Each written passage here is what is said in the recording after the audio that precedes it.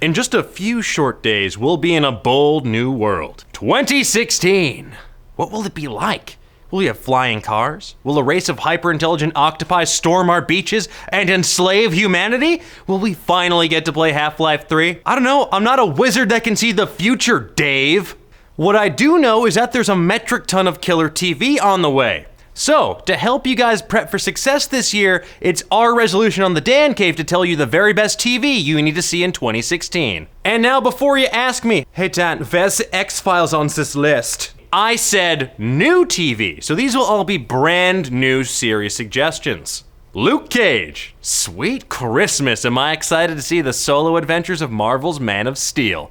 Now, as we've seen from Daredevil and Jessica Jones, the House of Ideas is not afraid to deliver grounded, gritty stories with adult themes. After all, comic books are not merely the purview of kids with overactive imaginations, Mom.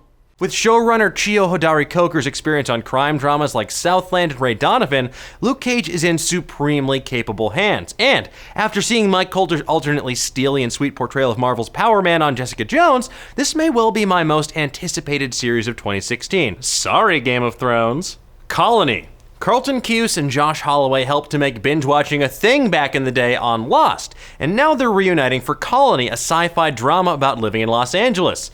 Except this version of LA is ruled over by a mysterious alien force rather than a strange compulsion to put kale in literally everything. Seriously, why is it in everything? Holloway and The Walking Dead's Sarah Wayne Callis star in this alien invasion drama, except this isn't about the invasion itself, it's actually about the occupation. Inspired by the Nazi occupation of Paris during World War II, this is an espionage thriller tinged with sci-fi and something we cannot wait to learn more about. No, the aliens, not the Nazis. If I learn more about the Nazis, I'll just play Wolfenstein.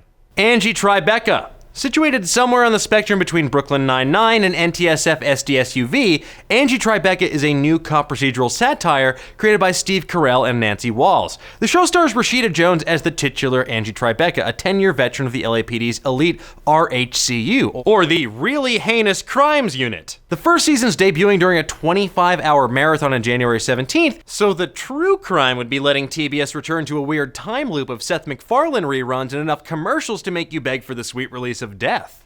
Outcast. Robert Kirkman has been something of a comic book King Midas, launching series after series that somehow works its way to TV. And now The Walking Dead's dad is looking to repeat his success with Outcast on Cinemax. The story stars Patrick Fugit as Kyle Barnes, a man who's been haunted his entire life by possession. No, I'm not talking about small amounts of weed, I'm talking demonic spirits. After a nasty bout of possession leads to an even nastier divorce, Kyle retreats from the world, preferring to live in sad solitude.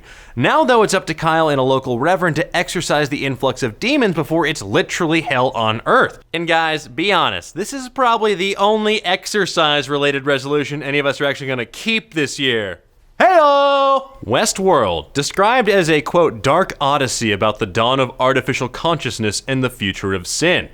What this really means is that J.J. Abrams, Jonathan Nolan, and Brian Burke are remaking the 1973 film based on the Michael Crichton novel about a futuristic theme park where you can fight, frolic with, and eerily lifelike robots decked out in old Western garb. I'm listening. With a star-studded cast including Anthony Hopkins, Ed Harris, Evan Rachel Wood, James Marsden, and the Nerdist School's own Ptolemy Slocum, this is a show you need to see, especially if you're into bot stuff.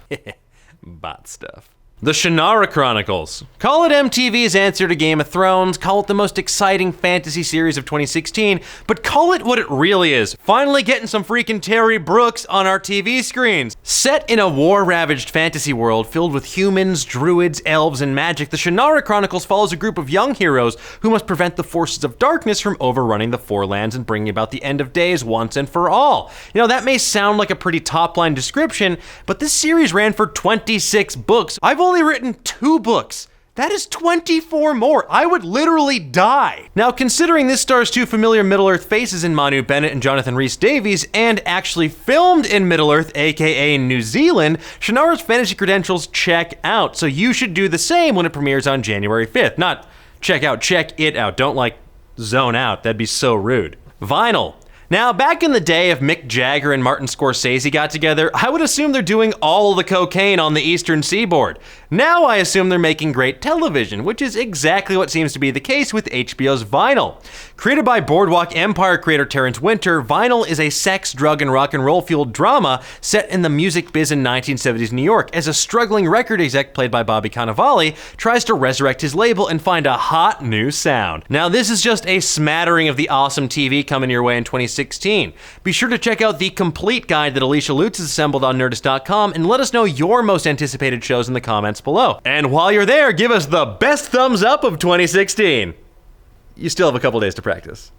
That's all for today's show. Be sure to join us next time when we talk about the story of a psychotic murderer wearing a William Shatner mask who falls in love with Gwyneth Paltrow in a fat suit in Shallow Halloween. Until next year, keep on digging.